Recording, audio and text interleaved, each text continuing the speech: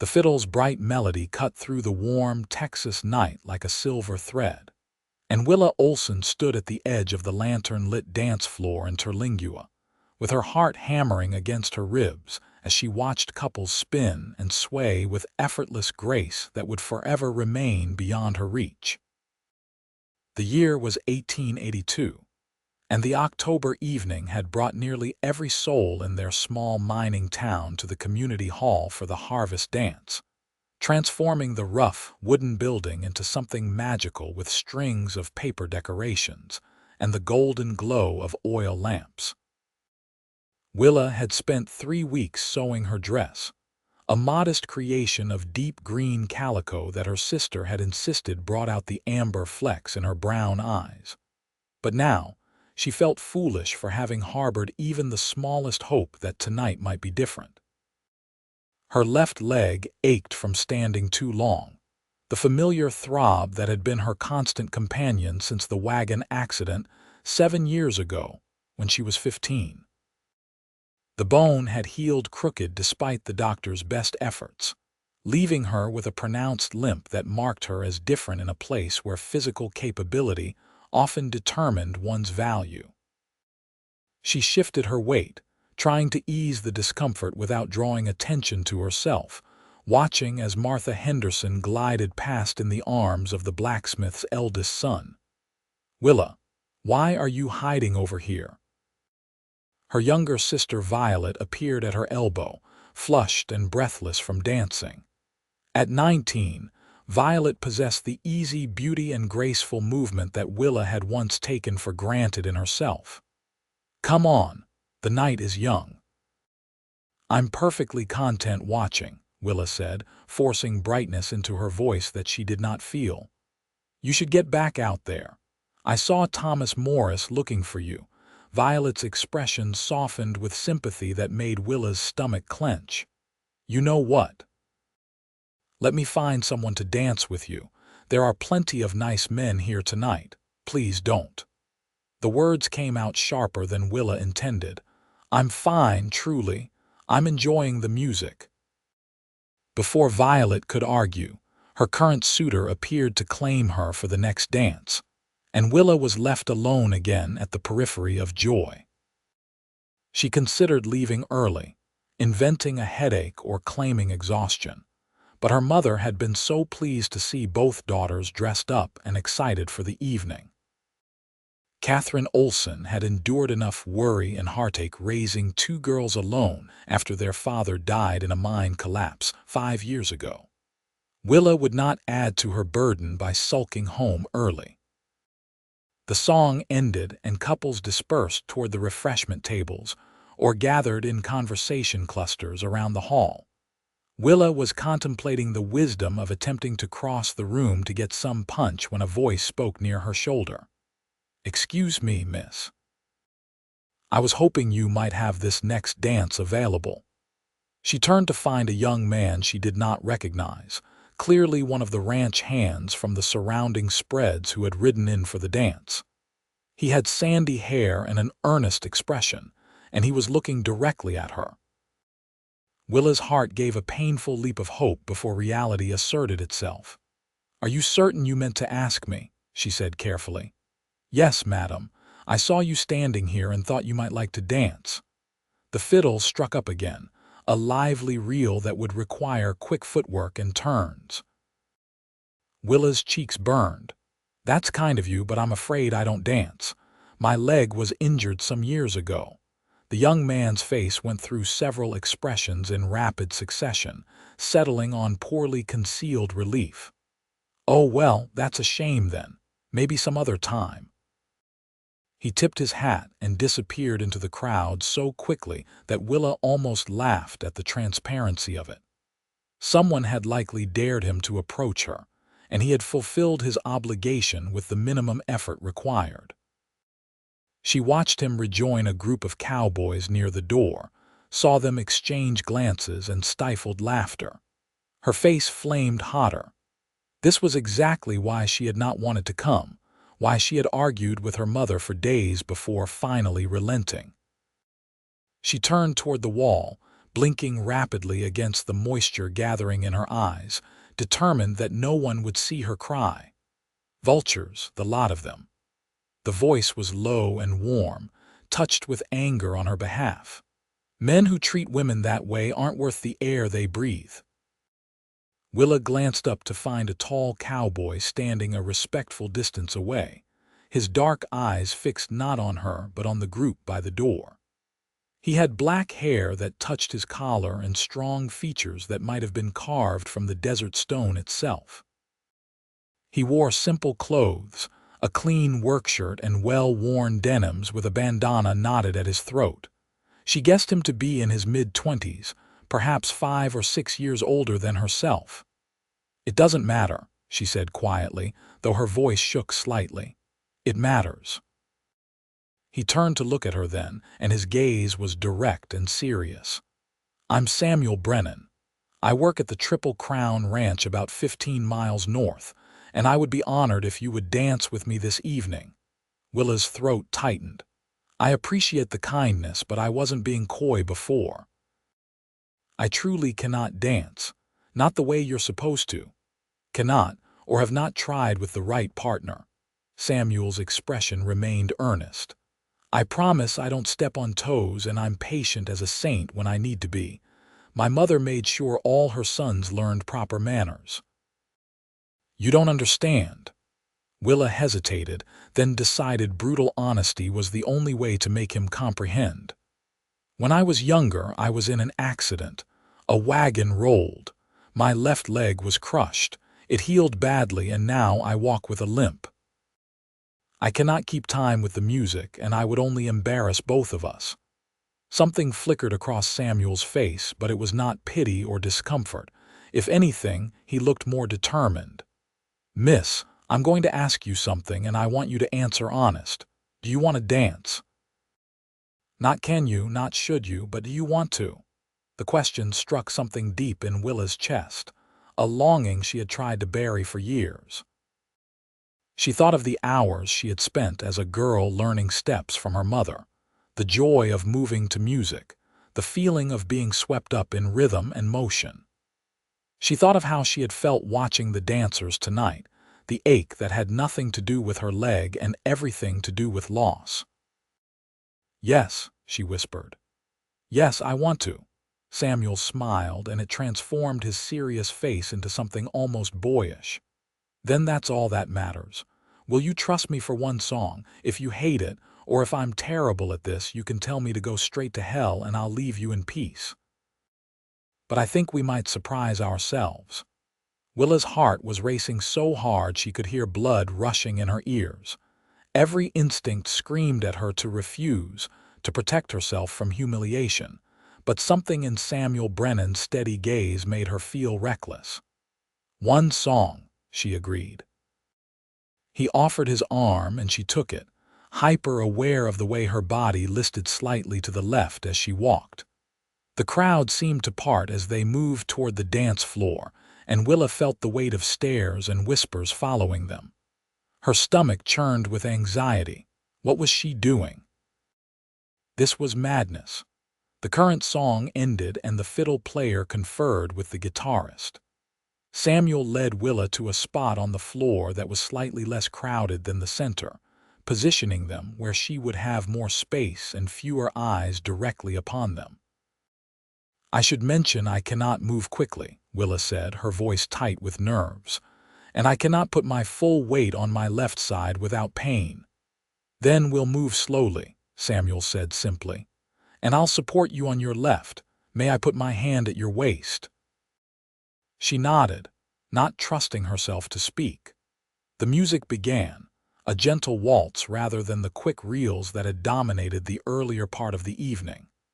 Samuel's hand settled warm and steady at the curve of her waist, his right hand taking her left with a gentle but secure grip.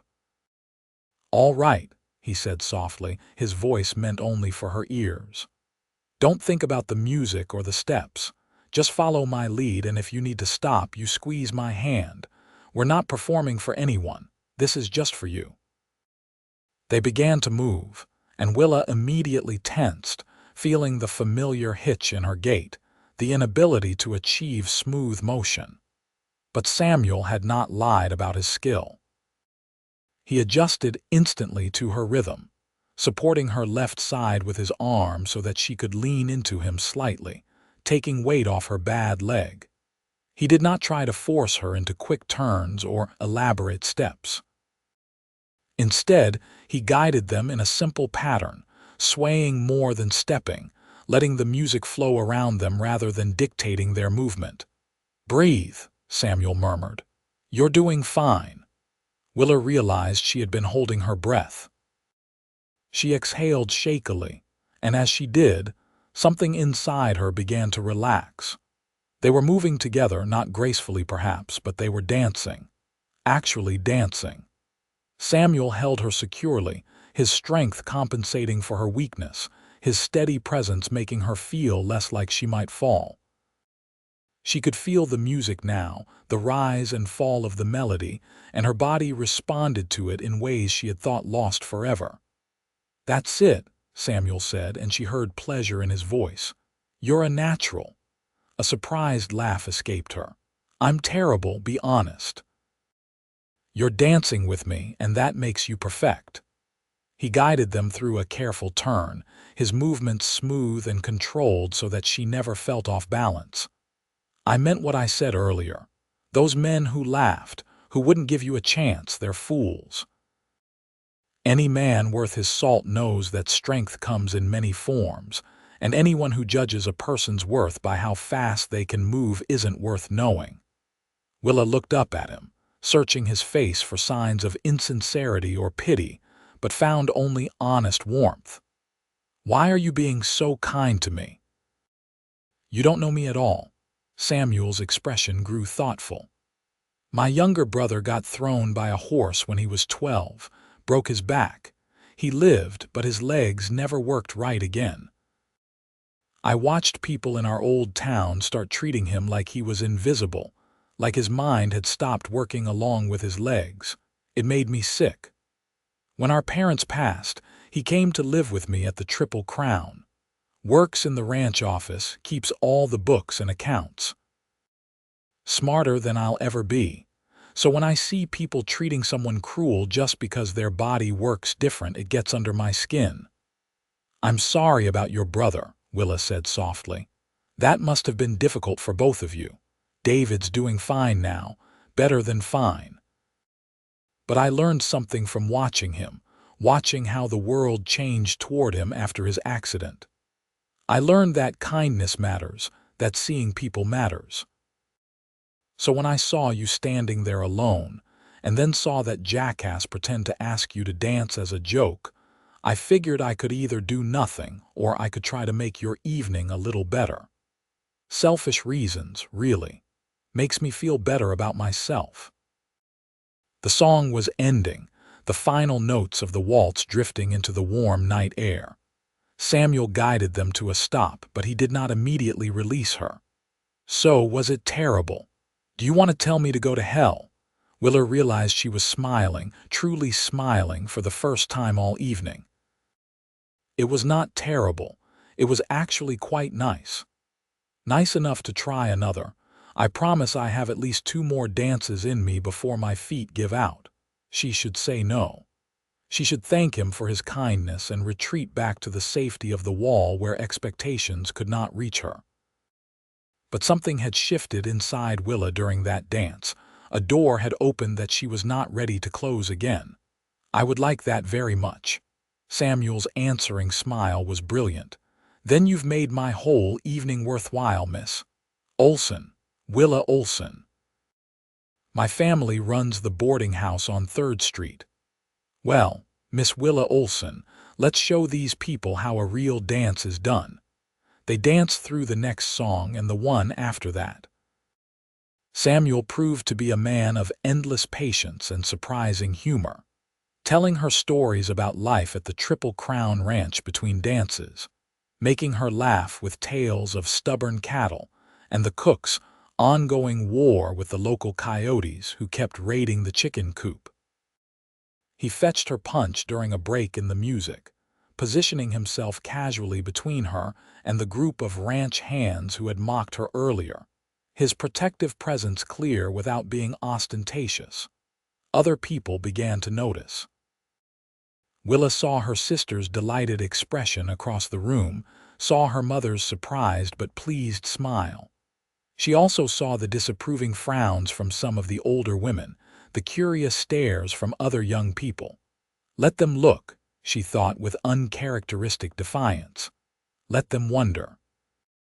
For the first time in 7 years, she felt less like a broken thing to be pitied and more like a woman at a dance with a handsome partner, who seemed genuinely interested in her company. I should probably ask what you do besides grace community dances with your presence, Samuel said as they swayed through their 4th dance together.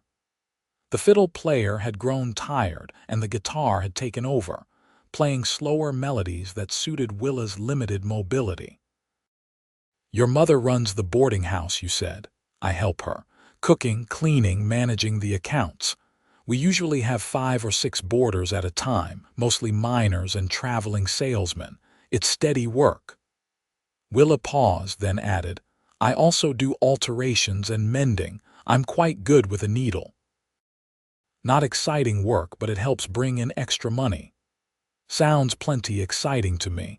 I can barely sew a button, and I once tried to darn a sock and ended up with something that looked like a rat's nest. My brother still gives me grief about it. I could teach you. It's not difficult once you understand the basic principles. I might take you up on that. I go through work shirts faster than grass through a goose. Samuel hesitated, then said carefully, would it be too forward to ask if I might call on you sometime? Proper like, with your mother's permission and all the respectable protocols. Willa's heart skipped several beats. You want to call on me? Why do you sound so surprised? We've been dancing all evening and I haven't wanted to stop. You're easy to talk to, you've got a laugh that makes me smile, and you're about the prettiest woman I've seen in Terlingua. So yes, I'd like to call on you if you're amenable to the idea. I am, Willa said, hardly believing her own boldness. I'm very amenable to the idea. The evening wound down near midnight, with families beginning to pack up and head home. Samuel walked Willa and her family back to the boarding house, carrying the basket that had held the pies Catherine had contributed to the refreshment table. Violet chattered excitedly the whole way, but Willa barely heard her sister's words.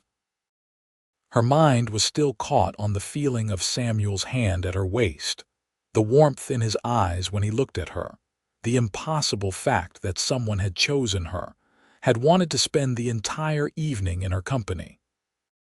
At the boarding house door, Samuel returned the basket and tipped his hat to Catherine. Mrs. Olsen, thank you for allowing me to escort you home. I was wondering if I might have your permission to call on Willa next Sunday afternoon, if that's convenient. Catherine looked between Samuel and her daughter, her expression measuring. You work at the Triple Crown. Yes, madam, been there 3 years. I'm assistant foreman now, happy to provide references if you'd like them. That won't be necessary, you may call on Sunday. 2 o'clock would be suitable.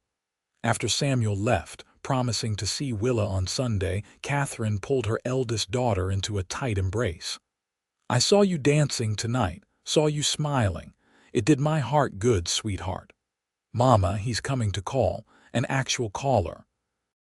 I still can't quite believe it. Believe it. You deserve happiness as much as anyone, more perhaps for all you've endured. Catherine pulled back, her eyes bright with emotion. Now both of you get to bed. Tomorrow's a regular day and those rooms won't clean themselves.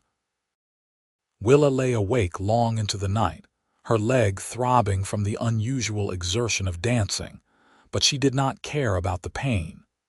She kept replaying every moment of the evening, every word Samuel had spoken, every careful dance step they had shared. She had been so certain that romance was not meant for her, that her accident had closed certain doors forever. But Samuel Brennan had walked through her carefully constructed walls as if they were made of paper, seen her not as damaged or pitiable, but simply as a woman he wanted to know better. Sunday could not come fast enough. The days between the dance and Sunday afternoon stretched like taffy, each hour seeming to last twice as long as it should. Willa threw herself into work at the boarding house with unusual vigor, scrubbing floors that were already clean, reorganizing the linen closet, and triple-checking the accounts until the numbers blurred. Her mother watched these activities with poorly concealed amusement, but said nothing, allowing her daughter to work through her nervous energy in peace. Violet, however, had no such restraint. "You've changed that dress 3 times already," she observed on Sunday morning, perched on Willa's bed while her sister stood before the small mirror in their shared room. "The blue one was fine. So was the brown one. And now this gray one is also fine. You're being ridiculous." What if he's had time to think about it and realizes he made a mistake? Willa smoothed the fabric over her hips for the dozenth time.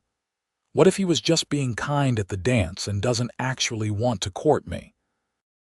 Then he wouldn't have asked Mama's permission to call, and he certainly wouldn't be riding 15 miles to do it. Violet stood and came to stand beside her sister, meeting her eyes in the mirror.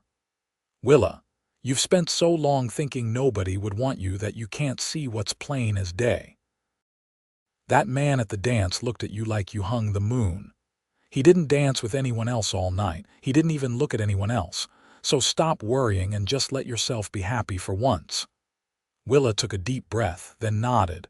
"You're right, I'm being foolish. Not foolish, just scared. But there's nothing scary about a nice man coming to have coffee and conversation on a Sunday afternoon." Violet squeezed her hand. "Now come on. It's nearly 2 o'clock and I want to be there when he arrives so I can properly interrogate him about his intentions." "You will do no such thing." But Violet was already out the door, her laughter trailing behind her. Willa followed more slowly, her heart hammering against her ribs. She heard the knock at the door just as she reached the bottom of the stairs, saw her mother moving to answer it. Samuel stood on the porch dressed in clean clothes that looked new, his dark hair slicked back with water, holding a bouquet of wildflowers that must have taken considerable effort to find in the October landscape. "Mr. Brennan, right on time. Please come in."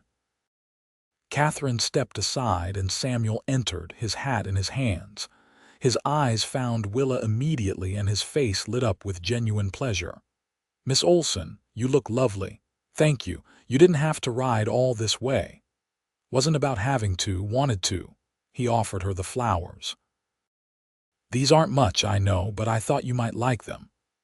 Willa took the bouquet, a mix of desert marigolds and Mexican hat flowers with some sage brush mixed in for greenery. They smelled like sunshine and the open range. "They're beautiful. I'll put them in water." Catherine gestured toward the small parlor at the front of the house. "You two can sit in there. I'll bring coffee and some cake in a few minutes. Violet, come help me in the kitchen." "But I wanted to." Violet caught her mother's stern look and sighed. "Fine. Nice to see you again, Mr. Brennan." Once they were alone in the parlor, Samuel seemed to relax slightly. He took the seat across from Willa, his long legs barely fitting in the space between chair and settee. "I've been thinking about that dance all week," he admitted, "hoping I didn't dream the whole thing." "I had the same worry," Willa confessed. "Part of me thought you might have been some kind of fever dream brought on by disappointment and too much punch.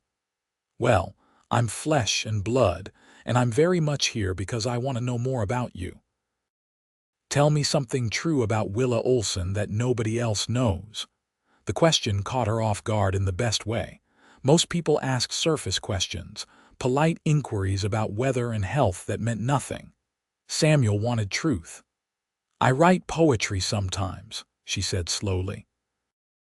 "Not very good poetry, just thoughts and observations. I keep a journal under my mattress where I write them down. I've never shown anyone.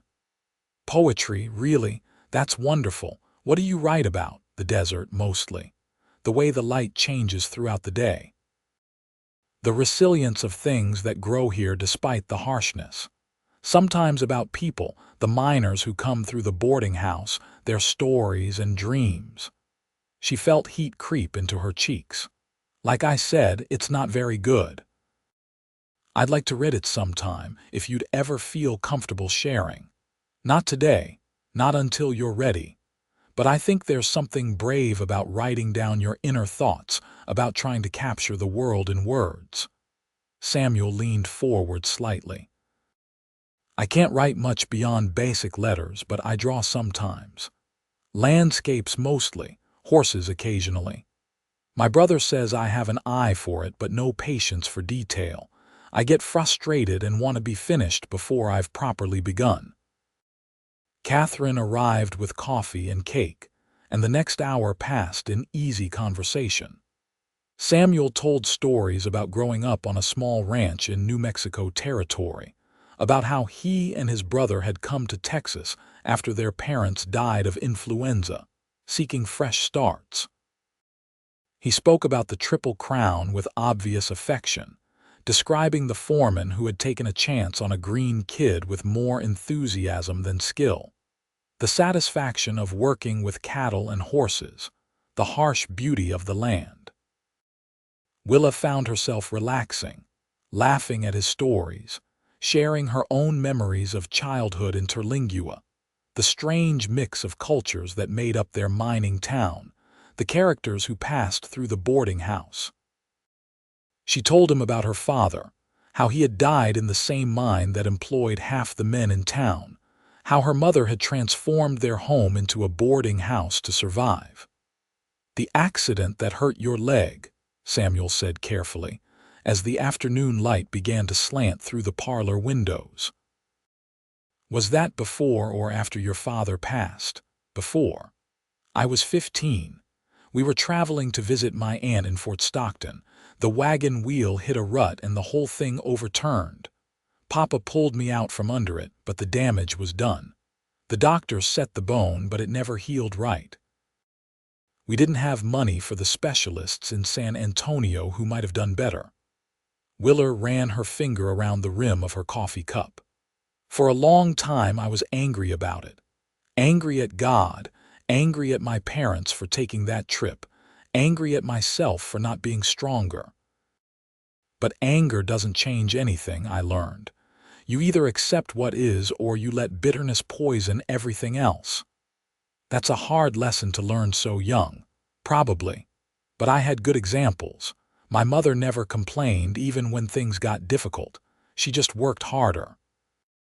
And Papa, before he died, he used to say that strength isn't about never falling down. It's about getting back up every time you do.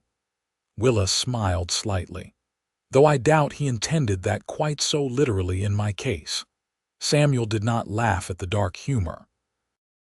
Instead he said quietly, "Your father sounds like he was a wise man, and he'd be proud of you, I think. You've built a good life despite hardship. That takes real courage." The moment stretched between them, weighted with understanding. Catherine appeared in the doorway, breaking the spell. "Mr. Brennan, will you be staying for supper? We have plenty." Samuel glanced at the window, clearly gauging the sunlight remaining. "I appreciate the offer, Mrs. Olsen, but I should start back soon if I want to make it before full dark. The trail gets tricky in places." He stood, turning to Willa. "Would it be all right if I called again next Sunday? I'd like that. Maybe we could take a walk if the weather holds. There's a nice path along the creek that's not too rough." Willa hesitated. Walking any distance tired her, made her leg ache. But the thought of spending more time with Samuel, away from the watchful eyes of her family, was too appealing to refuse. "That sounds perfect." After Samuel left, Violet materialized from wherever she had been eavesdropping. "He's smitten with you. Absolutely smitten. Did you see the way he looked at you? Hush, don't jinx it." but Willa could not suppress her smile. For the first time in as long as she could remember, she felt something bright and hopeful unfurling in her chest, like a flower opening toward the sun. Samuel returned the following Sunday, and the Sunday after that, and the one after that. October gave way to November, and the courtship continued with gentle persistence. They took walks along the creek when Willa felt up to it, Samuel matching his pace to hers without comment or complaint. When her leg hurt too much for walking, they sat on the boarding house porch and talked for hours about everything and nothing, learning each other's minds. He brought her small gifts: a smooth river stone that caught the light in interesting ways, a book of poetry he had bought from a traveling merchant, a hair ribbon in dark blue that he said matched the dress she had worn to the dance. She altered his worn work shirts, carefully patching and repairing them, and baked his favorite cake apple spice with cinnamon, which he claimed was better than anything the ranch cook had ever produced. The people of Terlingua began to accept them as a couple. The initial gossip faded as the relationship proved to be genuine rather than a novelty. Even the men who had laughed at Willa on the night of the dance seemed subdued when Samuel was present, his quiet authority and physical presence discouraging mockery. In late November, Samuel asked Willa to join him and his brother David for Thanksgiving dinner at the Triple Crown. The foreman's wife always does a big meal for the hands who don't have family nearby. I told them I was bringing someone special, and David's been pestering me for weeks to meet you. The ride to the Triple Crown took 2 hours by wagon, with Willa seated beside Samuel on the bench and wrapped in blankets against the morning chill. The ranch sprawled across a valley between red rock hills, headquarters marked by a sturdy main house, several barns, a bunkhouse, and various outbuildings. Cattle dotted the distant pastures, moving slowly through the sparse grass. David Brennan waited on the porch of the main house, leaning on crutches with a grin that matched his brother's. He was younger than Samuel by several years, stockier in build, with the same dark eyes and ready smile. "So you're the woman who has my brother riding 30 miles every Sunday just to sit on a porch and talk. You must be something special. Or your brother must be easily entertained," Willa countered, shaking his offered hand. David laughed, a warm sound full of genuine humor. "Oh, I like her already. Come on in. Everybody's eager to meet you. Fair warning, though, Mrs. Patterson is a relentless matchmaker, and she's going to corner you at some point to tell you what beautiful grandchildren you and Samuel will have. Just smile and nod. That's my advice." The day proved wonderful in ways Willa had not anticipated. The ranch families welcomed her without reservation, treating her as simply Samuel's girl rather than the woman with the limp. Mrs. Patterson, the foreman's wife, did indeed corner her in the kitchen to discuss the virtues of Samuel Brennan at length, but her enthusiasm was so genuine that Willa could only laugh. The food was plentiful and delicious, the conversation loud and comfortable, full of teasing and stories. She watched Samuel in this environment, saw how the other men respected him, how easily he moved between helping with ranch business and socializing. This was his world, and he belonged in it completely.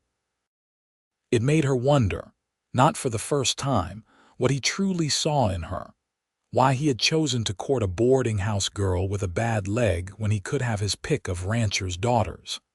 After dinner, David pulled her aside under the pretext of showing her the ranch office. The small building sat separate from the main house, lined with shelves holding ledgers and files. David settled into his chair behind the desk with obvious relief, gesturing for Willa to take the seat across from him. "I wanted to talk to you without my brother hovering," he said bluntly. "Samuel's careful with people, slow to trust. He doesn't let many folks close. But with you, it's different. He came back from that dance in Terlingua talking about this amazing woman he'd met, couldn't stop smiling. I haven't seen him like this since before our parents died. He's been very kind to me, Willa said carefully. It's not kindness. Samuel does kind things, sure, but that's not what this is. He's in love with you. Maybe hasn't said it yet, maybe doesn't fully realize it himself, but I know my brother. You make him happy in a way nothing else has. David leaned forward. I'm telling you this because I think you might have doubts. You might wonder why he picked you if this is real. I'm here to say it's real as rain and you shouldn't waste time questioning it. Willa felt tears prick her eyes. How did you know I was thinking that? Because I used to think the same thing after my accident. Wondered why anyone would want to be around someone broken. Took me a long time to realize I wasn't broken, just different. And being different isn't less than, it's just its own thing. David smiled. Samuel learned that lesson faster than I did, thanks to watching me struggle with it. So when he looks at you, he doesn't see your limp. He sees Willa, the whole person, and he likes what he sees. Thank you for telling me that. Thank you for making my brother happy. Now come on, let's get back before Mrs. Patterson decides to start wedding planning without consulting either of you. The ride back to Terlingua that evening felt different somehow, charged with new understanding. Samuel held the reins in one hand and kept his other arm around Willa's shoulders, keeping her warm against the November cold. The stars overhead were brilliant in the clear desert sky, so many that they seemed to blur together into rivers of light. Your brother is wonderful, Willa said. I see why you speak of him so highly. He liked you too, told me privately that if I messed this up, he'd find a way to steal you away from me. Samuel's voice was warm with affection. Of course, he's full of hot air, but I appreciate the sentiment. Samuel, can I ask you something? Anything? Why me? Truly. You could have courted any woman at that dance or in this whole territory.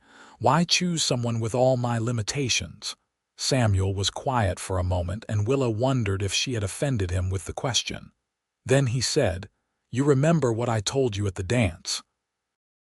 About seeing people. When I look at you, I don't see limitations. I see a woman who survived something terrible and rebuilt her life with grace. I see someone who helps her mother run a boarding house, who takes care of guests, who writes poetry in secret. I see the way you notice things, the kindness in how you talk to people, the quiet strength that gets you through hard days. Your leg is just part of you, same as your brown eyes or your laugh. It doesn't define you. He paused, then continued. And if I'm being completely honest, I saw you at that dance standing alone, and something in my chest just knew. Knew that I needed to talk to you to know you. It wasn't about kindness or pity. It was about recognition, like my soul recognized yours. Does that sound crazy? No, Willa whispered. No, it doesn't sound crazy at all. I care about you, Willa, deeply. And if you'll let me, I'd like to keep courting you, keep learning about you, and see where this goes between us. I'd like that too. Samuel's arm tightened around her shoulders, and they rode the rest of the way in comfortable silence. Both lost in their own thoughts, but bound together by the warmth between them. December brought cold winds and occasional rain to the desert, making the trip from the Triple Crown to Terlingua more difficult. Samuel still came every Sunday without fail, sometimes arriving half frozen from the ride, his fingers stiff on the reins. Willa worried about him making the journey in bad weather, but he dismissed her concerns with a smile and a kiss to her forehead. The kiss had happened 3 weeks into December, casual and natural as breathing. They had been standing on the boarding house porch saying goodbye, and Samuel had leaned down and pressed his lips to her forehead, warm and gentle. It had felt like a promise, like a blessing, and Willa had carried the memory of it through the entire week that followed. 2 weeks before Christmas, Samuel arrived with David in tow, both brothers looking slightly nervous. Catherine invited them in out of the cold, bustling about with coffee and worried observations about the weather. Samuel kept glancing at David, who finally rolled his eyes and said, "Just ask them already before you lose your nerve entirely." "Ask us what?" Willa looked between the brothers, her stomach fluttering with anticipation and anxiety. Samuel cleared his throat. "David and I were talking, and we realized this will be our first Christmas in Texas. We usually just work through the holiday, maybe have a nicer dinner than usual, but nothing special. And then I got to thinking about how you and your family celebrate, and how much I'd like to be part of that, so—" He trailed off, looking helplessly at David. "What my eloquent brother is trying to say," David interjected, "is would you folks be willing to have us for Christmas? We'd be happy to bring the turkey and whatever else you need. We just want to spend the holiday with people we care about instead of a bunch of ranch hands telling the same stories they tell every year." Catherine and Willa exchanged glances. "We'd be delighted to have you," Catherine said warmly. "Both of you. It will be nice to have a full table this year." The relief on Samuel's face was almost comical. "Thank you, Mrs. Olsen. That means a lot to both of us." Christmas morning dawned clear and cold, the sky that particular shade of blue that only winter could produce. Willa had been up since before dawn helping her mother prepare food, the boarding house filled with the scents of roasting turkey and baking bread. Their 3 current boarders had all left to spend the holiday elsewhere, leaving the house feeling emptier than usual. Violet had strung pine branches and red ribbons throughout the common rooms, transforming the practical space into something festive. Samuel and David arrived mid-morning, their wagon loaded with supplies. Samuel carried a mysterious wrapped package that he refused to let anyone inspect, insisting it was a surprise for later. They all worked together preparing the meal, the kitchen filled with laughter and good-natured arguing about proper seasoning and cooking times. Dinner was a feast by their modest standards. Turkey with cornbread stuffing, mashed potatoes, green beans cooked with bacon, cranberry sauce, fresh rolls, and 3 different pies for dessert.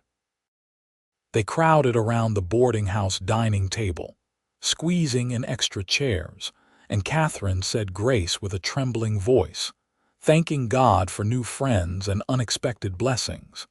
After the meal, as they sat digesting in the parlor, Samuel retrieved his mysterious package. "I know we said no gifts," he began, looking at Willa, "but I saw this and I couldn't resist. I hope you'll forgive my forwardness." Willa unwrapped the package carefully, aware of everyone watching.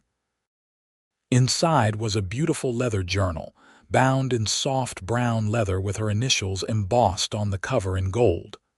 The pages inside were thick and creamy, perfect for writing. She looked up at Samuel with tears in her eyes. "For your poetry," he said softly. "You mentioned keeping it in a worn notebook under your mattress. I thought you deserved something nicer, something that honored what you create. Samuel, this is too much. It's not nearly enough, but it's a start." Willa had a gift for him too, despite the agreement. She had sewn him a new shirt from fabric she had bought with her mending money, dark blue with careful stitching at the collar and cuffs.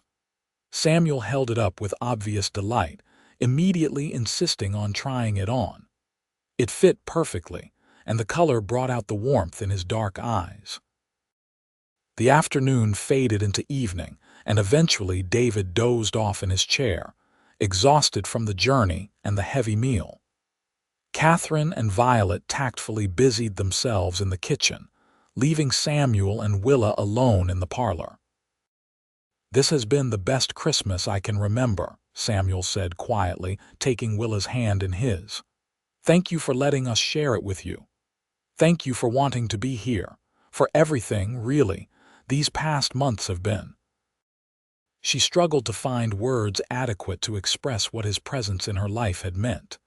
"You've given me back something I thought I'd lost forever." "What's that?" "Hope. Joy. The feeling that my life could be more than just work and getting by. You make me believe in possibilities again."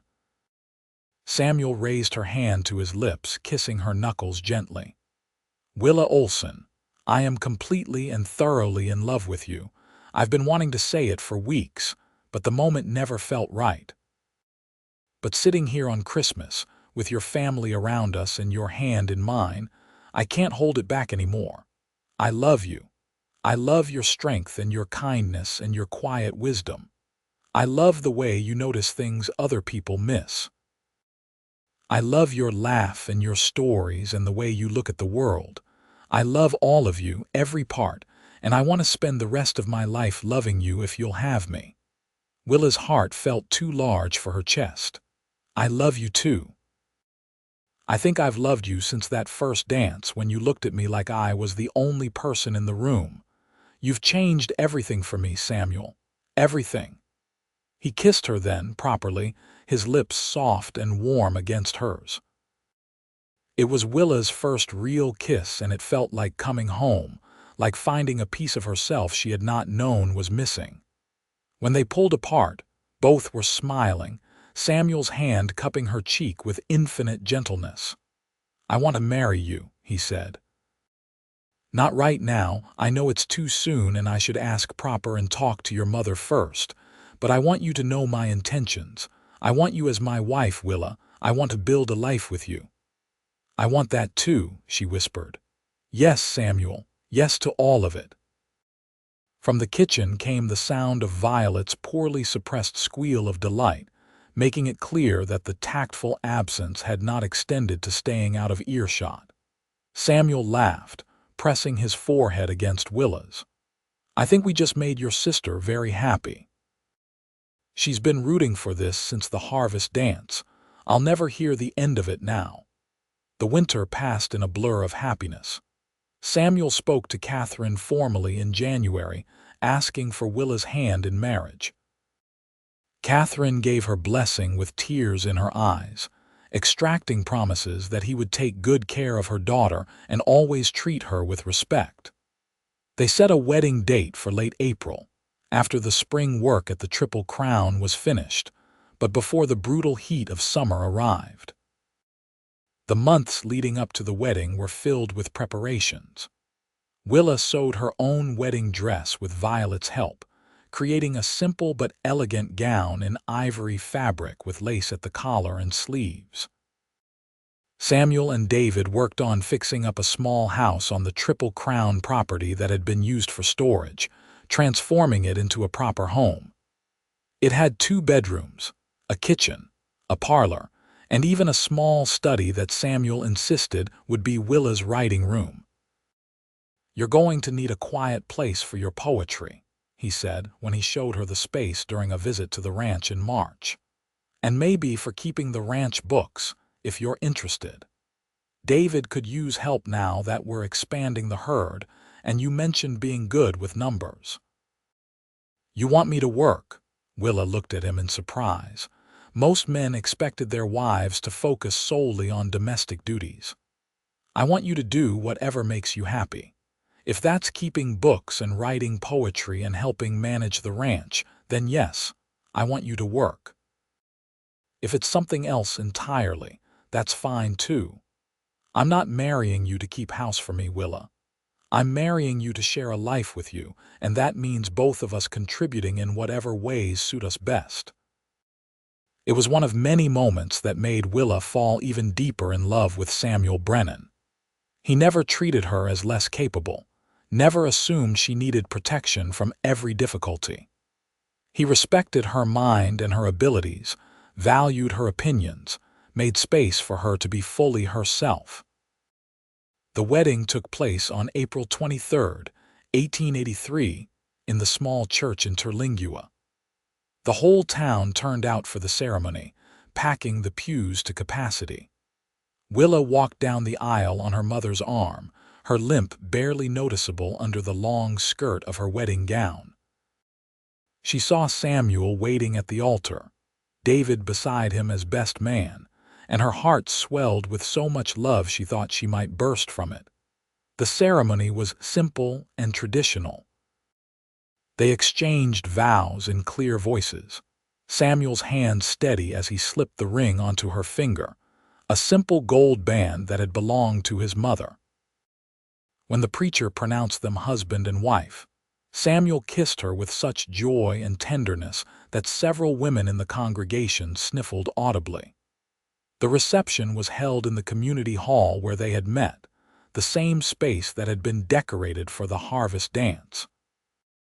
This time, Willa danced with her husband for every single song, laughing when he whispered reminders of that first night. "I told you we'd show them how it's done," he murmured as they swayed to a waltz. "Look at us now, married. I'm the luckiest man in Texas. Just Texas." "Aim higher, Samuel Brennan." "You're right. The luckiest man in the entire West, possibly the whole continent." They spent their wedding night at the boarding house before traveling to the Triple Crown the next day. Catherine had prepared the best guest room, and Willa lay in Samuel's arms in the darkness, feeling the steady beat of his heart beneath her cheek. "Are you happy?" he asked softly, his fingers tracing patterns on her shoulder. "Happier than I ever thought possible. A year ago I was certain I'd spend my life alone. And now I'm here with you, married, starting a whole new chapter. It feels like a dream. If it's a dream, I never want to wake up." Samuel kissed the top of her head. "I promise you, Willa, I'm going to spend every day trying to make you this happy. You deserve all the joy in the world." Life at the Triple Crown suited Willa better than she had dared hope. The ranch operated like a small community, with several families living on the property and working the land together. She quickly became friends with the other wives, particularly Mary Patterson, who took her under her wing and taught her the rhythms of ranch life. Samuel had been right about her facility with numbers. Within weeks of arriving, she had reorganized the ranch accounts and found several small inefficiencies that, when corrected, saved the operation a significant amount of money. The foreman was impressed enough to officially hire her as the ranch bookkeeper, paying her a small salary that she could keep for herself. She also began helping David with correspondence and supply orders, the two of them working companionably in the ranch office several afternoons a week. David proved to be excellent company, sharp-witted and funny, with a talent for drawing out her stories. Under his encouragement, she began writing more regularly, filling the beautiful journal Samuel had given her with poems and observations. The physical work of ranch life was harder than running the boarding house had been. Willa's leg ached more frequently, especially in the evenings after a long day. But Samuel was endlessly patient, massaging the tight muscles when they cramped, helping her find positions that eased the pain. He never made her feel weak or burdensome, treating her physical limitations as simple facts to work around rather than tragic flaws. Summer arrived with blazing heat that turned the desert landscape shades of gold and brown. Willa learned to move slowly during the hottest parts of the day, to seek shade and drink plenty of water. She kept the small house clean and organized, cooked meals that Samuel praised enthusiastically, and began planning a garden for the fall when temperatures would be more moderate. In August, she realized her monthly courses had not arrived. At first, she dismissed it as stress or the change in environment, but when September came with no change, she could no longer deny the possibility. She walked to the ranch house and pulled Mary Patterson aside, whispering her suspicions. Mary's face lit up with delight. "Oh, honey, that's wonderful news. How far along do you think you are? 2 months, maybe. I'm not certain. I wanted to be sure before I told Samuel." "Well, there's a doctor in Fort Stockton who makes rounds through the ranches. He's due here next week. We'll have him examine you to be certain, and then you can tell that husband of yours he's going to be a father." The doctor confirmed what Willa already knew in her heart. She was pregnant, about 10 weeks along, due sometime in March. He examined her thoroughly, checking her leg and hip, and delivered his professional opinion with careful neutrality. "The pregnancy itself should progress normally," he said, "but carrying a child will put additional strain on your injured leg, particularly in the later months. You'll need to be careful about how much walking you do, and you'll likely experience more pain than women without your injury.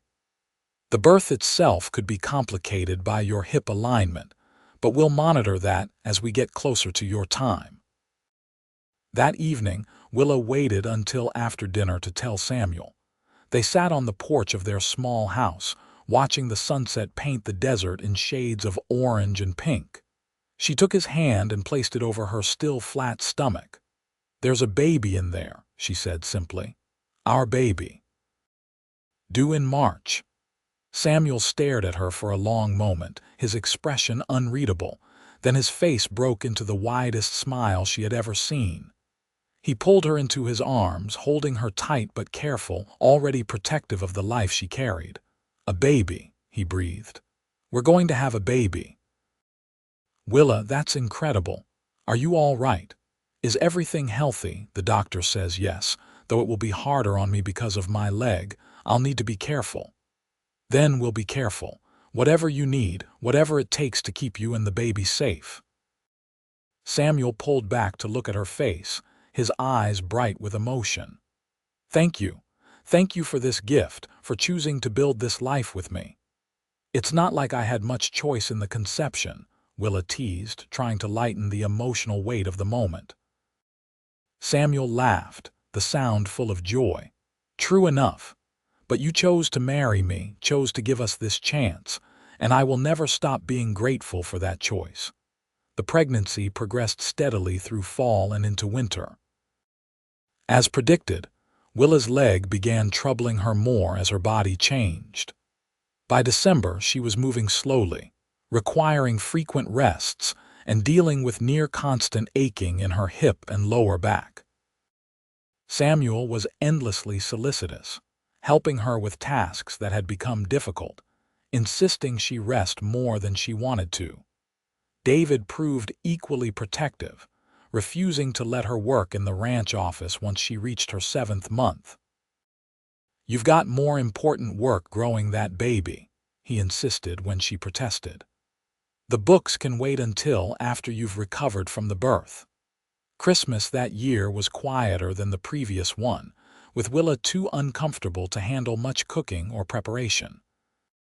Catherine and Violet came to the ranch to visit, bringing food and gifts, exclaiming over how large Willa had grown. The baby was active, kicking and rolling constantly, and Samuel spent hours with his hand on her belly, marveling at each movement. "What do you want?" Willa asked him one evening as they lay in bed, his palm warm against her swollen stomach. "A boy or a girl, healthy," Samuel said immediately. "That's all that matters to me, a healthy baby and you coming through the birth safely. But if you could choose." He was quiet for a moment, considering. "A girl who looks like you, with your eyes and your smile. But honestly, Willa, I'll be thrilled either way. Boy, girl, doesn't matter. They'll be ours, and that makes them perfect." The words made Willa's throat tight with emotion. She had been worried about the birth, about the complications the doctor had mentioned, about her ability to be a good mother given her physical limitations. But Samuel's steady confidence helped ease her fears. March arrived with unseasonable warmth and clear skies. Willa's due date came and went with no sign of the baby's arrival.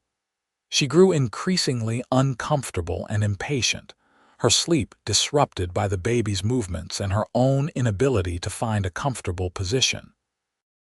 Samuel barely left her side, working close to the house so he could return quickly if needed. The labor started in the early morning hours of March 15th, a week past her due date.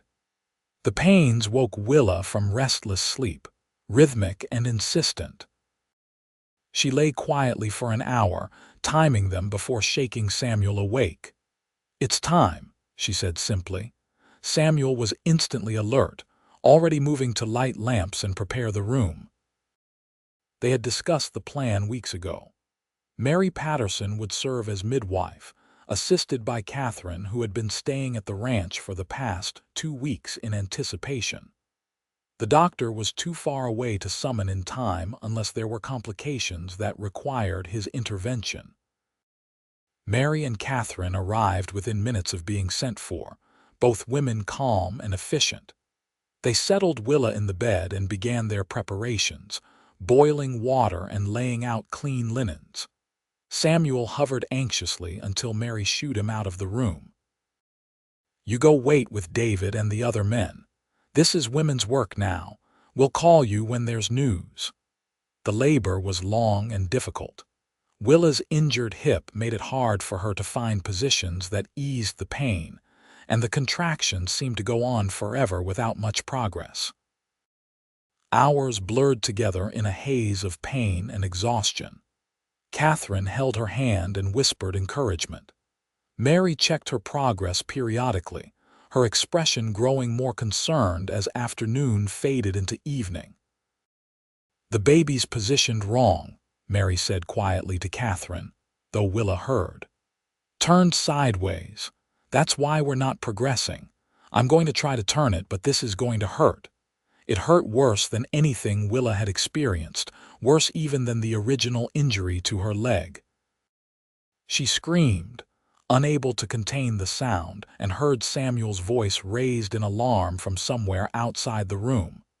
Mary worked with steady determination, her experienced hands manipulating through Willa's swollen belly, and finally the baby shifted. "That's it," Mary said with satisfaction.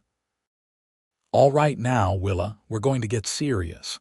Next contraction, you push with everything you have." The pushing stage seemed to last forever. Willa was exhausted beyond measure, her voice hoarse from screaming, her injured leg cramping viciously. But Catherine and Mary coached her through it, and finally, as the sun set on March 15th, the baby emerged in a rush of fluid and blood. The cry that filled the room was the most beautiful sound Willa had ever heard. "It's a boy," Mary announced, her voice warm with approval. "A big, healthy boy with a strong set of lungs on him." They placed the baby on Willa's chest, and she looked down at her son through tears of exhaustion and overwhelming love. He was red and wrinkled and covered in vernix, and he was absolutely perfect. Dark hair plastered to his small head, tiny fists waving, eyes squinted shut against the lamplight. "Can Samuel come in now?" Willa asked, her voice barely a whisper. Catherine opened the door and Samuel practically fell into the room, his face pale with worry. But when he saw Willa holding the baby, saw them both alive and well, his expression transformed into something radiant. "A boy," Willa said, smiling up at him. "We have a son." Samuel approached slowly, as if afraid he might break the spell. He knelt beside the bed and looked at his son with wonder written across his face. "He's so small. Is he supposed to be this small?" "He's actually quite large for a newborn," Mary assured him. 9 pounds if I'm any judge, healthy as a horse. Can I hold him?" Willa carefully transferred the baby to Samuel's arms, showing him how to support the head. Samuel held his son with infinite gentleness, tears streaming unashamedly down his face. "Hello there, little one. I'm your papa. And you just gave us all quite a scare, but you're here now and everything's perfect." The baby made a small sound, turning his head toward Samuel's chest instinctively. Samuel laughed, the sound choked with emotion. "Look at that, he knows me already. Smart boy, takes after his mother." They named him Simon Thomas Brennan, after Samuel's father and Willa's. Little Simon proved to be a good baby, nursing well and sleeping in reasonable stretches. Willa recovered slowly from the difficult birth, her leg and hip taking weeks to return to their baseline level of pain. But she had help in abundance. Catherine stayed for the first month, handling household tasks while Willa focused on healing and caring for Simon. Mary checked on them daily, bringing meals and advice. And Samuel was absolutely devoted, changing diapers and walking the floor with Simon when he fussed, singing him lullabies in his deep voice. David visited frequently, completely smitten with his nephew. "He's going to be tall like his papa," he predicted, holding Simon with surprising confidence. "And handsome. Look at that face. He'll break hearts all over Texas." "He's 3 weeks old," Willa said, amused.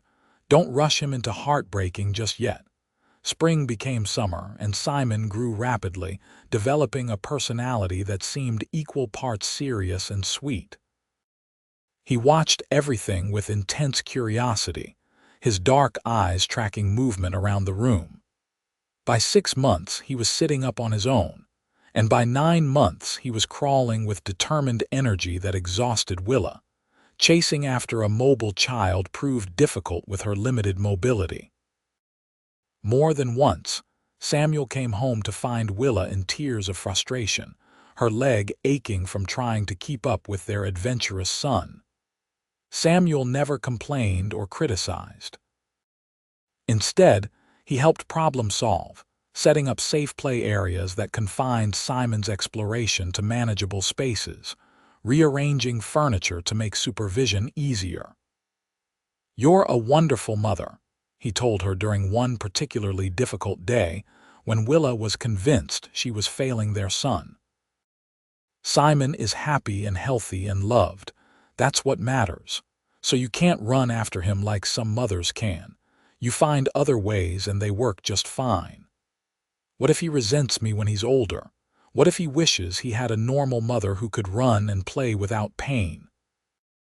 Then we'll teach him that there's no such thing as normal and that strength comes in many forms, same way David and I learned." Samuel pulled her close, letting her rest against his chest. "Simon will be fine, Willa, better than fine. He has 2 parents who love him and each other." That's more than a lot of children can say. Simon's first birthday arrived in March of 1885, and they held a small party at the ranch. He demolished a cake that Willa had baked specially, getting frosting in his hair and all over his face while the adults laughed. He was walking by then, tottering around on unsteady legs, always on the verge of falling but somehow staying upright. That night, after Simon was asleep and they were getting ready for bed themselves, Samuel pulled Willa into his arms. "I've been thinking," he said carefully, "about our family, about the future." "What about it? Would you want more children? I know the birth was difficult and I don't want to push you into anything, but if you wanted siblings for Simon, I want you to know I'd be happy about it." Willa had been thinking about the same thing. The birth had indeed been difficult, but the joy of having Simon far outweighed the memory of that pain. "I think I'd like that," she said slowly. "Maybe wait another year or so, let my body fully recover. But yes, I'd like Simon to have brothers or sisters. No rush, we have time." Samuel kissed her forehead. "I just wanted you to know I'm open to it, if and when you're ready." Their second child was born in October of 1886, a daughter they named Stella Rose. The birth was easier than Simon's had been, perhaps because Willa's body knew what to expect this time, or perhaps simply because Stella was positioned correctly from the start. She arrived quickly, with fierce determination, announcing her presence with lusty cries that made Samuel laugh with relief. Simon, now 2.5, was fascinated by his baby sister. He wanted to touch her constantly, to help with everything from diaper changes to feeding. Willa had to watch him carefully to make sure his help did not become overwhelming, but his gentle curiosity and obvious love for Stella made her heart swell. The years that followed were busy and full. Samuel was promoted to foreman when the previous foreman retired, bringing increased responsibility and better pay. Willa continued managing the ranch books from home, working around childcare, her neat columns of numbers tracking the ranch's steady growth. They added a room onto their small house to accommodate the growing family, and planted the garden that Willa had dreamed of, filled with vegetables and herbs and a few precious flowers. Life was not without challenges. Willa's leg continued to trouble her, some days worse than others. There were times when the pain was bad enough that she could barely walk, when Samuel had to help her dress and get around the house. But they adapted, developed routines and strategies, asked for help when they needed it. The ranch community supported them without judgment, everyone pitching in during difficult times. Simon grew into a thoughtful boy, curious about everything, always asking questions. He learned young to be gentle with his mother's leg, to understand that Mama could not always do everything other mamas could do.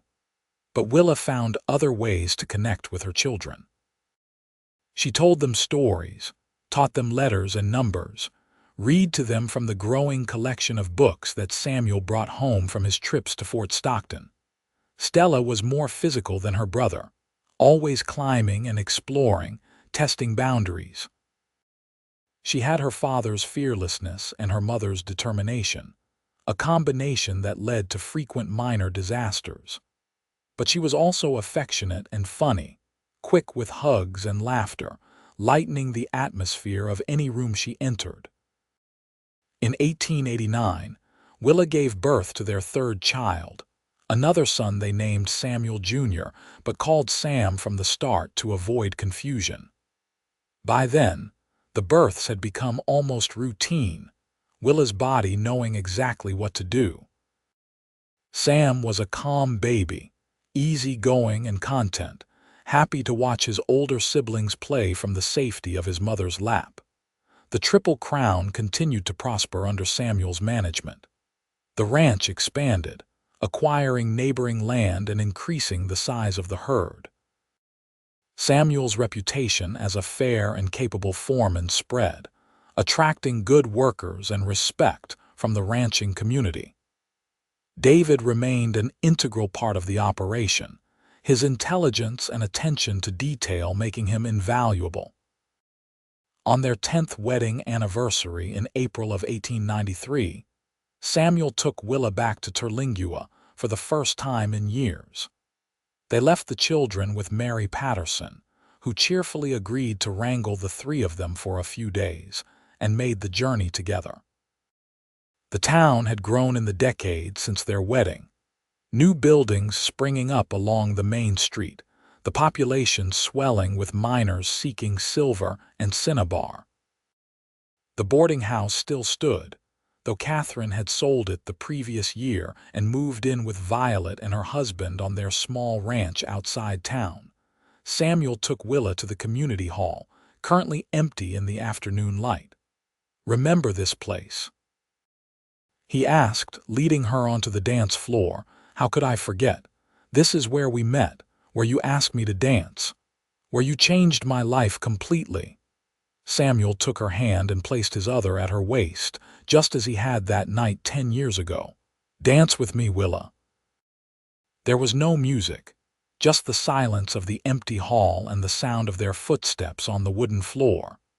But they moved together in their familiar pattern, Willa's limp barely slowing them, Samuel's support as steady as it had been from the beginning. They swayed in the afternoon light filtering through the windows, 10 years of love and partnership and shared history flowing between them. "Best decision I ever made," Samuel said softly. "Walking up to you that night, asking you to dance, choosing you." "You saved me," Willa said, her voice thick with emotion. "I was so lost, so certain that my life would be small and lonely, and then you saw me. You really saw me, all of me, and chose me anyway. Not anyway, because I chose you because of who you are, all of it. And I'd choose you again every single day." Samuel pulled her closer. "I love you, Willa Brennan. I loved you at that first dance, and I love you now, and I'll love you until my last breath." Willa reached up to touch his face, this man who had given her everything she never knew she needed. "And I love you. Always." They returned to the ranch renewed, recommitted to each other and to the life they were building. The children were thrilled to have them back, Simon announcing that he and Stella had been very good but Sam had cried twice. Mary just smiled and said they had been angels, though her slightly frazzled appearance suggested otherwise. The years continued their steady march forward. The children grew, each developing distinct personalities and interests. Simon proved to have his father's affinity for animals, spending every spare moment with the horses and cattle. Stella showed artistic talent, filling pages with sketches and paintings. Sam was the storyteller, spinning elaborate tales for anyone who would listen. Willa's writing evolved from private poetry to stories, encouraged by Samuel and David. She began submitting pieces to newspapers and magazines, and to her amazement, several were accepted for publication. Seeing her words in print gave her a profound sense of accomplishment, proof that she had value beyond her roles as wife and mother, that her mind and creativity had worth. In 1896, David met a woman in Fort Stockton, a widow with a young daughter who worked as a teacher. He courted her with the same determination Samuel had shown with Willa, and they married that fall. Her name was Margaret, and she fit into the ranch family seamlessly, her daughter Charlotte becoming like another niece to Samuel and Willa. The new century arrived with celebration and optimism. Simon was 17 by then, already working full-time on the ranch and showing signs of becoming as capable a cattleman as his father. Stella was 14, helping Willa with the younger children and the household while pursuing her art. Sam was 11, all energy and enthusiasm, determined to prove himself useful despite his youth. On a warm evening in April of 1900, Samuel and Willa sat on their porch watching the sunset, just as they had countless times before. The children were elsewhere, Simon working late with a difficult horse, the younger two doing homework inside. It was a rare moment of quiet in their busy life. "You ever think about that dance?" Samuel asked, reaching for Willa's hand. "About how different life might have been if I hadn't asked you." "Sometimes. But then I can't imagine it, can't picture a life without you and the children. It feels like this was always meant to be, like everything before was just waiting for that moment when our paths crossed." "I used to wonder what my purpose was," Samuel mused. "What I was meant to do with my life. I thought maybe it was ranching, being good at my job. But that's not it. My purpose is loving you, being your husband, raising our children, building this life together. Everything else is just details." Willa squeezed his hand, thinking about the frightened girl she had been at 22, convinced her life was over before it had truly begun, thinking about the cowboy who had seen past her injury to the person beneath. "You gave me back my life. You gave me joy and love and a family. You gave me everything." "We gave it to each other," Samuel corrected gently. "That's how this works. We chose each other and we keep choosing each other every day. That's what love is, I think. Not the grand gestures, but the daily choice to stay, to work through hard things, to build something together." They sat in comfortable silence as the sky darkened from orange to purple to deep blue, stars beginning to emerge in the vast expanse above. Somewhere in the distance, cattle lowed peacefully. Closer by, they heard Sam's laughter through the open window as Stella teased him about something. The sounds of home, of family, of a life well lived. Years continued to pass, marked by both joy and sorrow. Catherine passed away peacefully in 1902, surrounded by her daughters and grandchildren. Willa grieved deeply, but found comfort in the knowledge that her mother had lived to see both her girls happily settled, had known and loved her grandchildren, had ended her days without regret. Simon married in 1904, taking over more of the ranch management as Samuel began contemplating retirement. His wife was a practical woman named Hannah who had grown up on a neighboring ranch, and she fit into the family without drama. Their first child, a son, was born the following year, making Samuel and Willa grandparents for the first time. Stella moved to Santa Fe to study art seriously, breaking her mother's heart a little but making them both proud.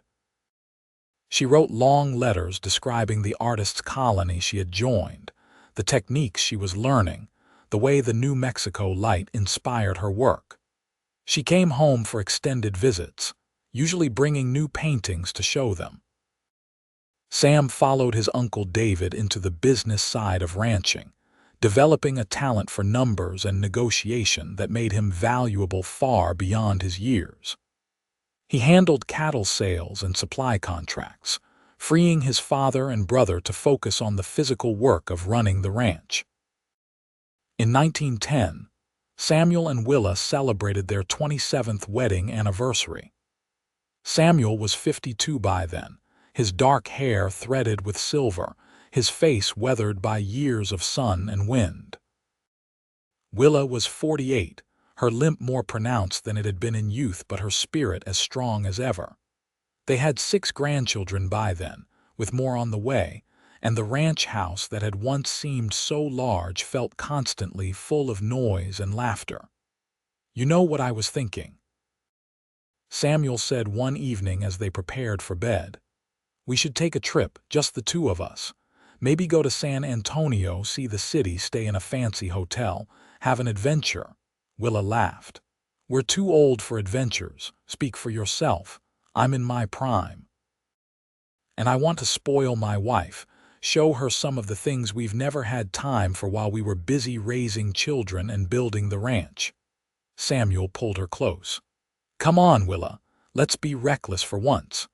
They made the trip that summer, leaving the ranch in Simon's capable hands. San Antonio was overwhelming and exciting, so different from the open spaces they were used to. They stayed in a hotel with running water and electric lights, ate in restaurants with printed menus, visited the Alamo and walked along the river. Samuel bought Willa a beautiful shawl from a Mexican market, and she bought him a fancy pocket watch he would never actually use. But the best part was simply being together, away from responsibilities and routines. They talked for hours, reminiscing about their years together, marveling at how their children had turned out, making plans for the future. One evening, they found a dance hall where a band was playing, and Samuel led Willa onto the floor just as he had nearly 3 decades earlier. "Still the best dance partner I've ever had," he murmured as they swayed to the music.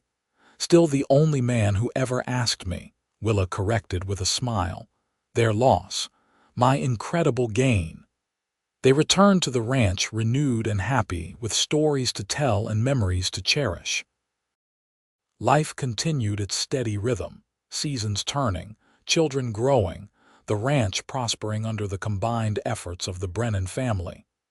In 1915, David passed away suddenly from a heart attack. He was only 53, and his death shook the entire ranch community. Samuel grieved deeply for his younger brother, the person who had shared his entire life. But he found comfort in Margaret and Charlotte, in making sure they were cared for, in honoring David's memory by continuing the work they had built together. The war in Europe seemed distant from their corner of Texas, but it touched them nonetheless. Several young men from the ranch enlisted, including the son of their foreman. They followed news of the conflict with growing concern, grateful that their own sons were too young or too established to be called up, guilty for that relief when others were losing their boys overseas. Through it all, Samuel and Willa remained each other's anchor. They had developed a partnership so deep and intuitive that they often knew what the other needed without words. On days when Willa's leg hurt too much to walk, Samuel carried her without complaint. When Samuel worried about the ranch or grieved for David, Willa held him and reminded him of everything they had survived together. They were two halves of a whole, stronger together than they could ever be apart. In the spring of 1920, they celebrated their 37th wedding anniversary. Samuel was 62, officially retired from active ranch management, though he still worked more than Willa thought wise. She was 58, her dark hair completely gray now, her limp pronounced enough that she used a cane on difficult days. But her mind was sharp as ever, still writing stories, still managing the ranch accounts, still the heart of their extended family. Their children threw them a party, gathering the entire family for a celebration dinner. There were 13 grandchildren by then, ranging from teenagers to toddlers, and the noise was chaotic and wonderful. Simon made a toast, thanking his parents for the example they had set, for showing all of them what real love looked like. Stella read a poem she had written about her parents' love story. Sam presented them with a leather-bound book he had commissioned, filled with family photographs and stories collected from everyone. That night, exhausted but happy, Samuel and Willa retired to their bedroom. Samuel helped Willa out of her dress, something he had done thousands of times over their decades together, his touch still gentle and reverent. They climbed into bed and lay facing each other in the darkness. 37 years, Willa marveled.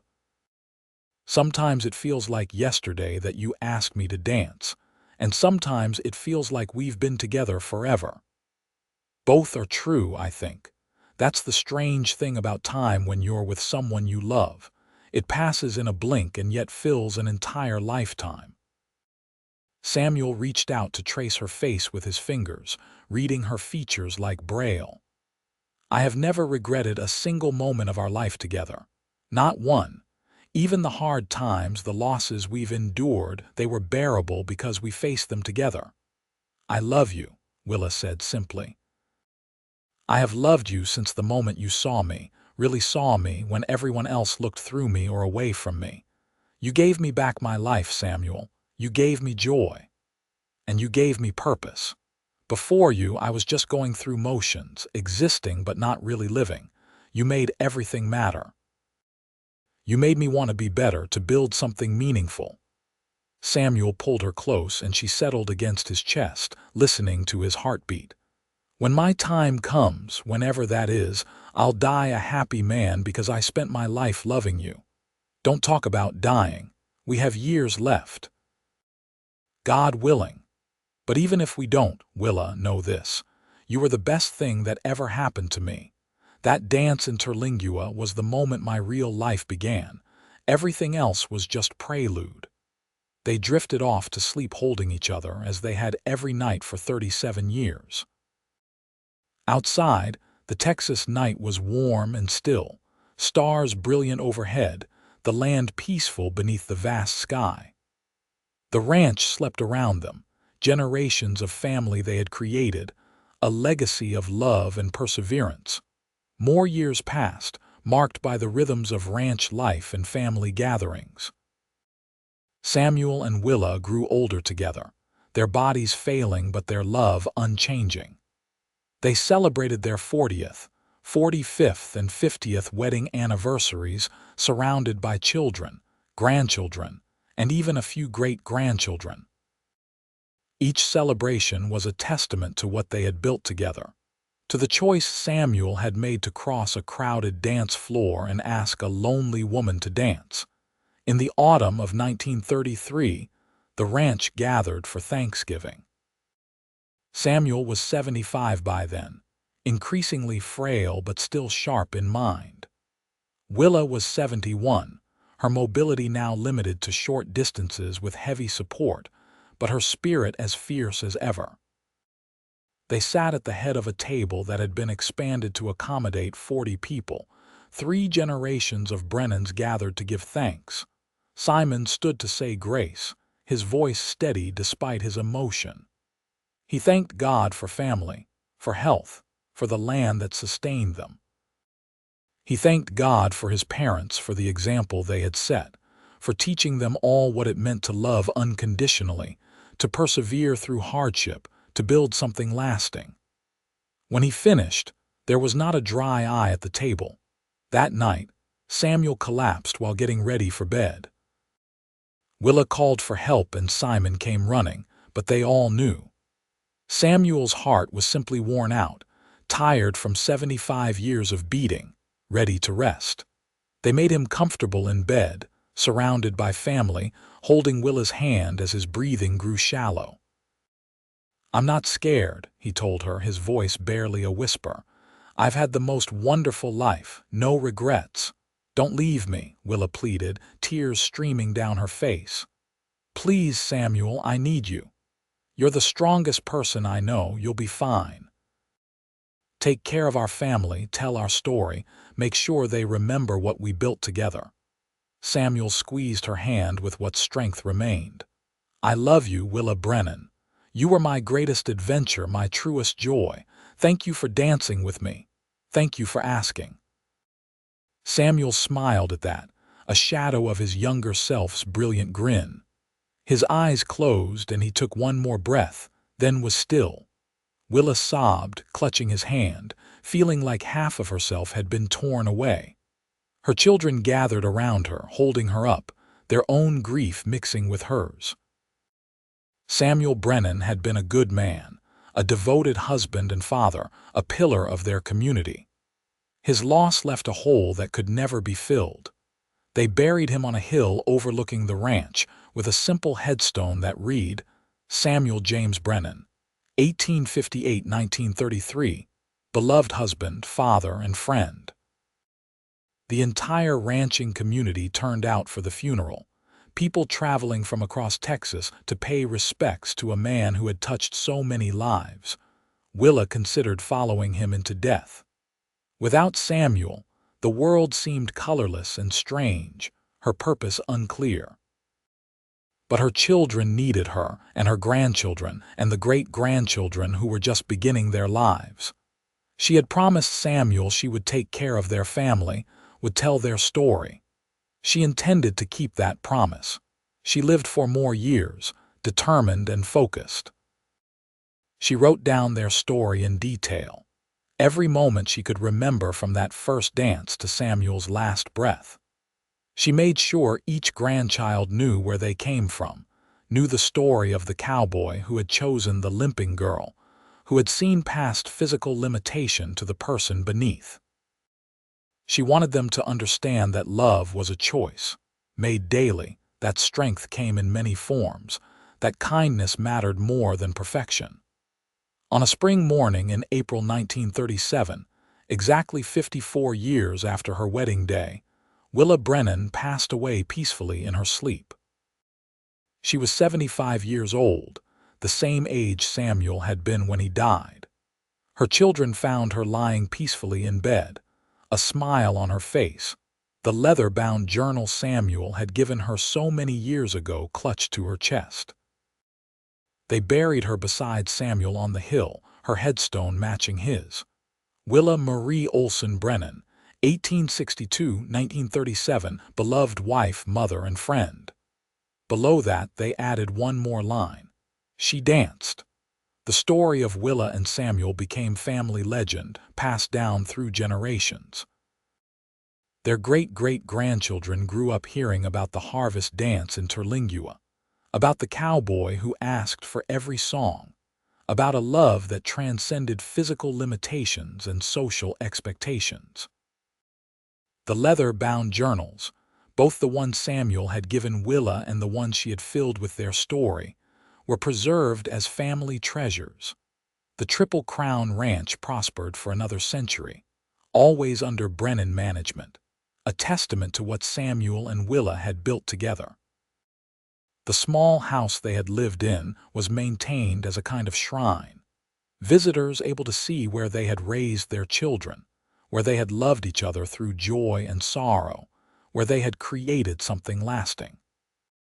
And on quiet nights, when the wind blew across the desert and the stars shone brilliant overhead, People swore they could hear music drifting from that little house on the hill, and if they looked carefully, they might see two figures dancing in the shadows, moving together in perfect rhythm. A pattern learned long ago at a harvest dance where a cowboy had chosen to see a woman rather than a limitation, where love had begun with a simple invitation to dance. Their story endured because it spoke to something fundamental about human connection, about the power of being truly seen by another person, about choosing love over prejudice, partnership over perfection. It reminded people that everyone deserved a chance to dance, that worth was not determined by physical ability, that the strongest love stories were built on mutual respect and daily choice rather than superficial attraction.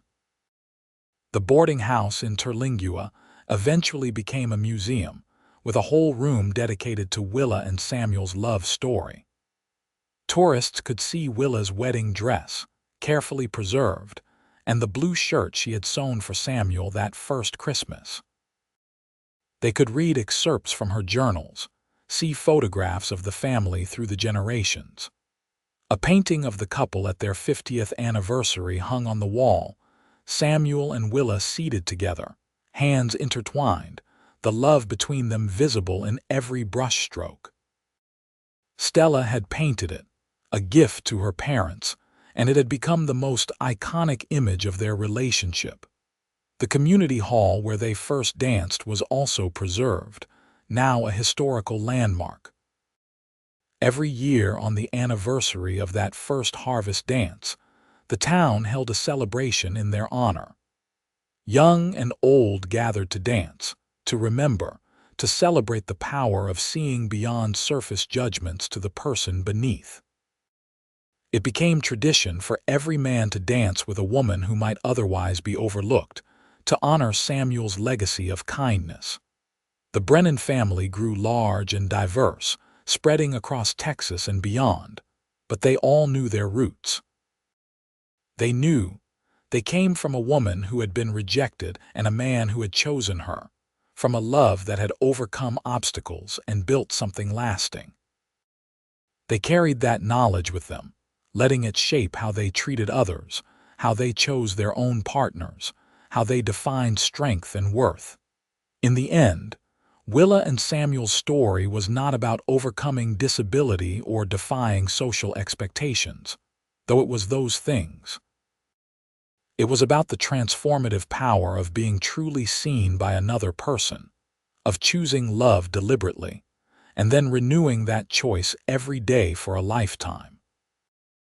It was about partnership and respect, about finding joy in unexpected places, about building something meaningful together despite, and because of challenges faced. It was proof that the best love stories are not about perfect people in perfect circumstances, but about real people with real struggles who choose each other anyway, who dance together through life's music even when the steps are difficult, who hold tight to each other through joy and sorrow until death parts them, and if the stories are true, beyond. And so Willa and Samuel danced on, in memory and legend, in the genes of their descendants and the hearts of everyone who heard their story. They danced through time itself, a testament to the enduring power of love freely given, gratefully received, and faithfully maintained through all the years of a shared life. Their story reminds us still that everyone deserves to be asked to dance, that worth is not measured in physical perfection, that the strongest partnerships are built on seeing and being seen, on choosing and being chosen. It reminds us that life's greatest gifts often come from unexpected places, that courage can mean simply accepting an invitation, that love is both a moment and a lifetime. On that October night in 1882, when Samuel Brennan walked across a dance floor to ask Willa Olsen for a dance, neither of them knew they were beginning a story that would echo through generations. They only knew the music was playing, and they wanted to move to it together. Everything else, The love and family and legacy that followed grew from that single brave choice. And that, in the end, is what their story teaches. That the biggest adventures often start with the smallest steps, that forever can begin with a single dance, that true love sees the whole person and chooses them not despite their struggles, but inclusive of everything they are. Samuel and Willa Brennan danced together for 50 years, and in doing so, they taught countless others how to see past surface judgments to the beautiful, complex, valuable humans beneath. Their love story became a legend because it was real, because it mattered, because it changed not just their own lives but the lives of everyone who witnessed it or heard of it or chose to learn from it. And somewhere, in the vast Texas night under a blanket of stars, their spirits dance on still, moving to music only they can hear, bound together by love that transcended mortality itself, proving once and for all that the best love stories never really end, they just keep dancing.